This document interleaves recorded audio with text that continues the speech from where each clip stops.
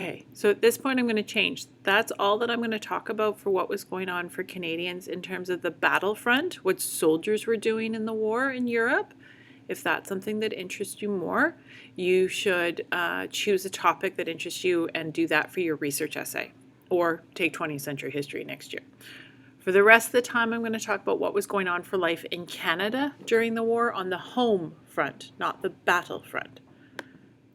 So the first one being, this is a vocabulary word, it's read, it's defined, it's in the back of your textbook, total war. And this refers to the fact that during this time, all aspects of Canadian society, politically, socially, economically, all ages, everybody was focused on doing what was good to end the war as quickly as possible to bring Canadians home. So we can see in the first image, you've got a factory worker, a woman. She's in a dress. She's got her hair done up, and she's slapping Hitler, as he ought to have been. And the second poster, we can see the attack on all fronts. So we have a woman holding a spade, so she's a farmer. We have a man holding a machinist or something, so he's working in a factory welding or assembling metal parts. And we have a soldier. That every aspect of Canadian society is devoted to the war.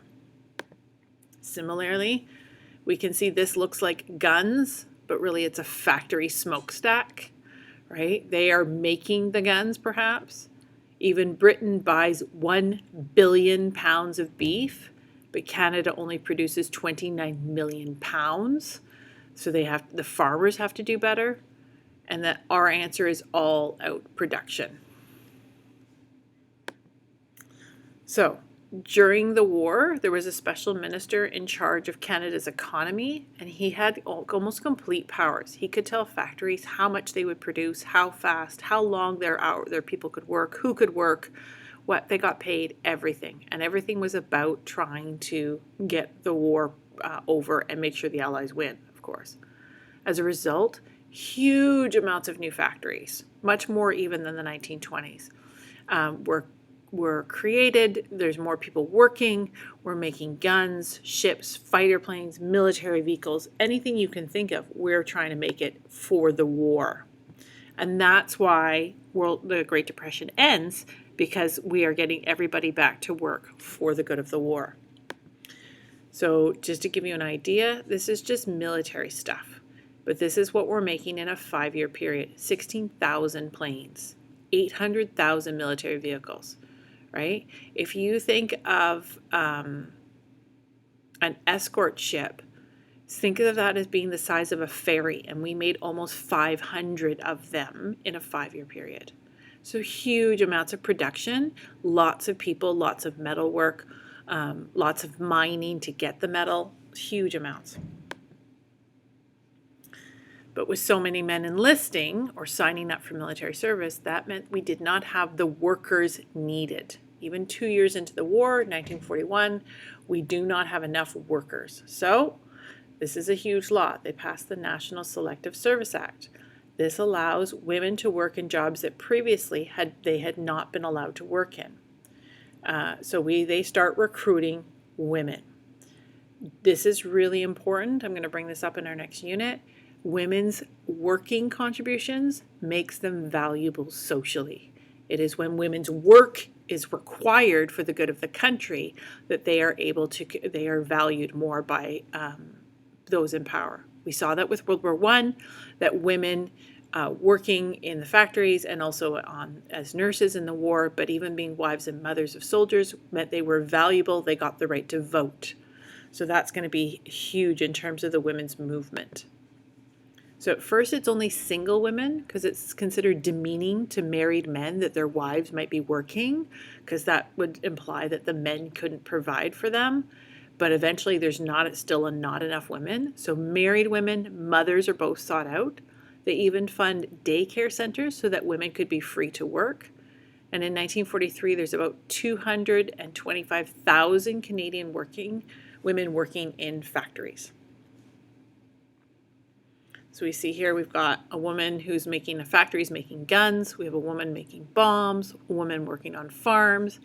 And this is Canada's answer to Rosie the Riveter. It's Wanda the Welder. And she's toasting her grilled cheese sandwich with her welding torch.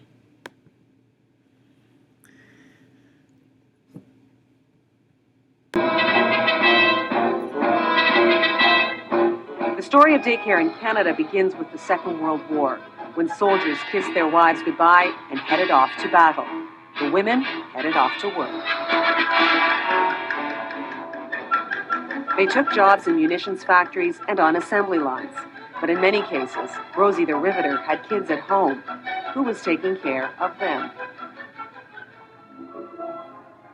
Working mothers sometimes took drastic measures to keep their children out of harm's way. Tethering them to a nearby fence post was not unheard of in the city or on the farm. A neighbor would come by at lunchtime to make sure they got a meal. Or at dawn, mothers would rush their children to the home of a neighbor or relative before they went to work. The need for working women compelled the government to act. If the state needed women to work, then the state had to provide daycare. So it did. The wartime day nurseries opened in Ontario and Quebec in 1942 as part of a federal-provincial agreement. Some provinces, like Alberta, chose not to sign on. Others, like British Columbia and Manitoba, failed to qualify. They couldn't convince Ottawa that farming was an essential wartime service. The nurseries in Ontario were way ahead of their time. They were more than a place to park the kid while mom was at work. They were designed to be stimulating, a place where children would thrive, cared for by people trained in the new field of early childhood education. Women able to work in factory work that they had never been allowed to do before. This is life-changing. For the first time, women are allowed to be in the military, not just nurses, in a variety of positions. So they're in the Army, the Navy, the Air Force. They're not allowed into combat, so they're not fighting. But they did just about everything else. They were served as nurses, stretcher bearers, drivers, machine operators, cooks, secretaries. They even flew Canadian-built planes to bases in Britain and they transferred officers, politicians from Ottawa to London. But of course, they were paid 60% of what their men made for the same work. So here in the right-hand corner, you can see then Princess Elizabeth, future Queen Elizabeth II, and she was a mechanic during World War II. So this is a huge deal.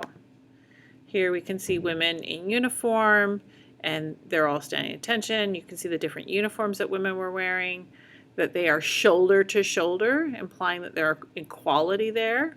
So women served in a lot of important positions, and even civilian women, they implied we're in the Army now, and that has to do with rationing. We'll get to that in a second. So over 43,000 Canadian women served overseas, so they left Canada in the Army and the Navy service, and even in the Air Force. So the Navy was the smallest, the Army was the biggest, but I mean, doctors, 58 female doctors served just alone. Okay, and so the next one's a commercial about advertising to get women to join in the military. It's kind of